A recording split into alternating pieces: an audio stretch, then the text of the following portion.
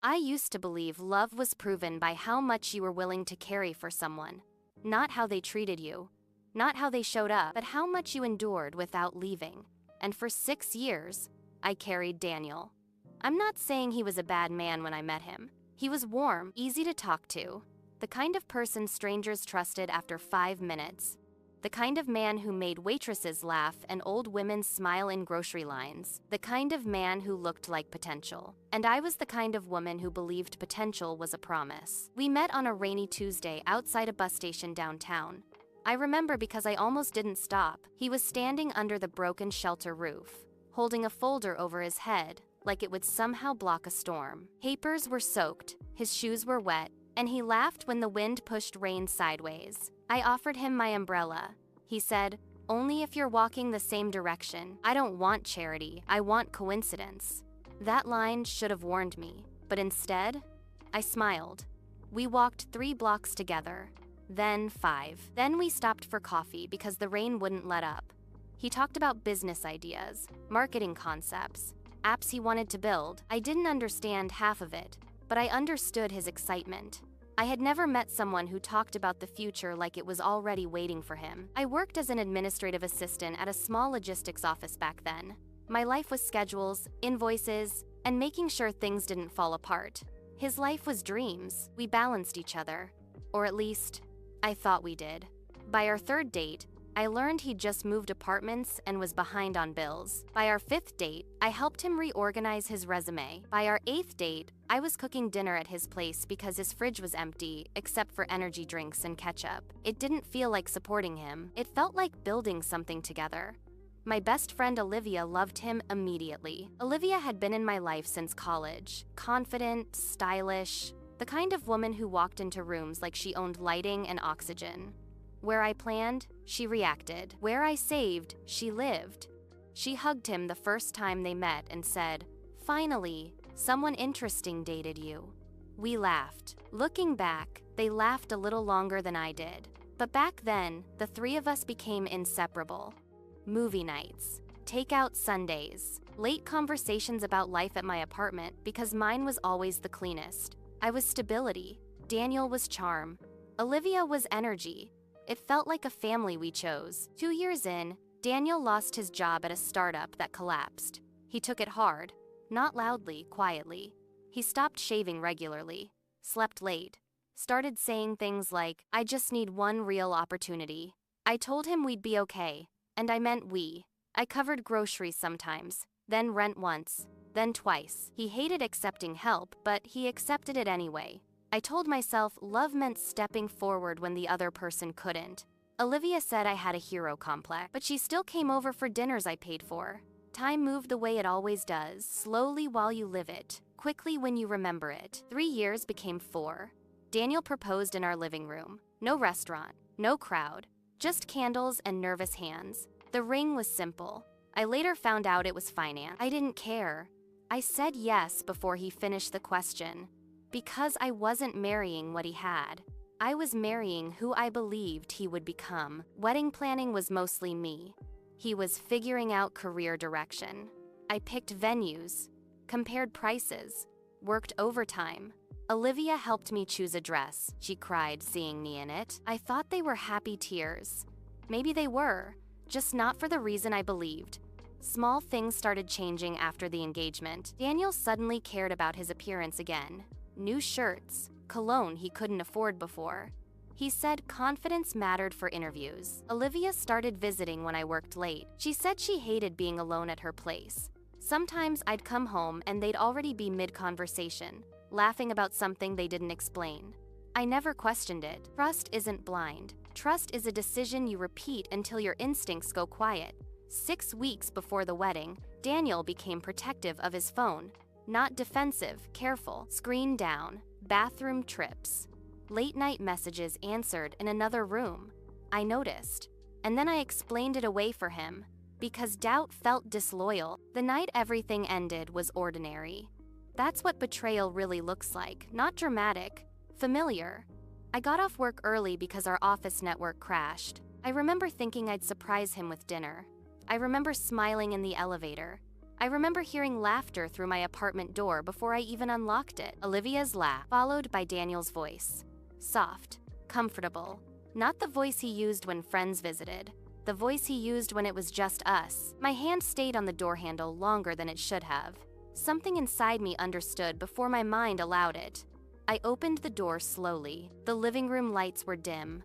2 wine glasses on the coffee table. My robe wasn't where I left it, and the bedroom door was almost closed. I didn't rush, didn't call out, didn't breathe. I just walked forward quiet enough to hear my own heartbeat in my ears. And right before I touched the bedroom door, Olivia laughed again. Not nervous, not surprised, comfortable. I already knew, but I opened it anyway.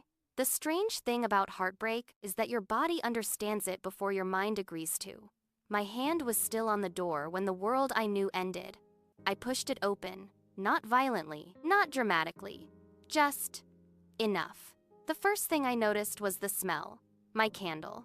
The vanilla one I saved for special evenings burning on my nightstand. The second thing I noticed was my bed sheets. Not messy from sleep, messy from movement. Then I saw them. Daniel sat up first. Olivia turned a second later, and in that moment, nobody screamed. Nobody grabbed clothes. Nobody ran. Because the truth had already happened. Silence filled the entire room like air had been replaced by water. Daniel spoke first. Of course he did. Emma, wait, it's not what it looks like. I remember thinking how strange that sentence was, because for the first time in 6 years, I wasn't confused. It looked exactly like what it was.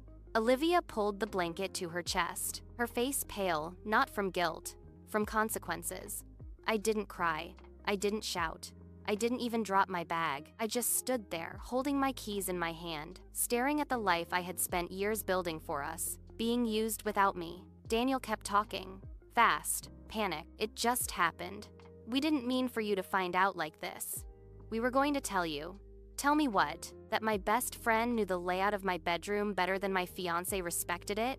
My voice finally came out quieter than I expected. How long? Neither of them answered. Which was an answer. I nodded slowly, and the strangest instinct took over me. I apologized. I'm sorry. I came home early. Even now, I can't explain why those were my first words. But betrayal doesn't just break your heart. It breaks your sense of position in your own story. I felt like the interruption. Daniel swung his legs off the bed. Emma, please, let's just talk about this calmly. Calmly. 6 years reduced to a conversation he wanted to schedule after being caught. Olivia finally spoke, her voice shaking.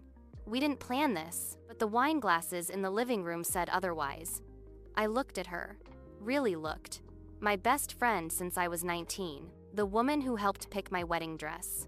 Standing in its destruction. I expected rage. Instead, I felt embarrassment. Not for them. For myself. For every defense I'd ever made when people warned me I gave too much.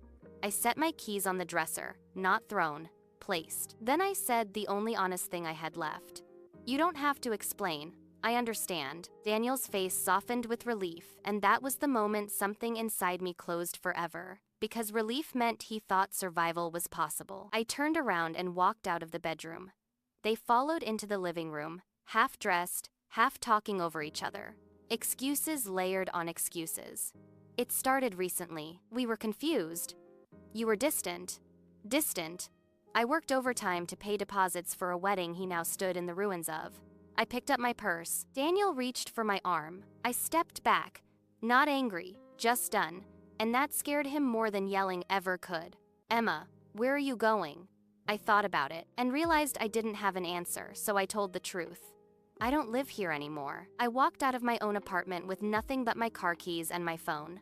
No shoes change, no clothes, no plan. The hallway felt longer than ever before. The elevator ride was quiet. Someone got in on the 3rd floor and smiled politely. I smiled back. Because the world hadn't ended.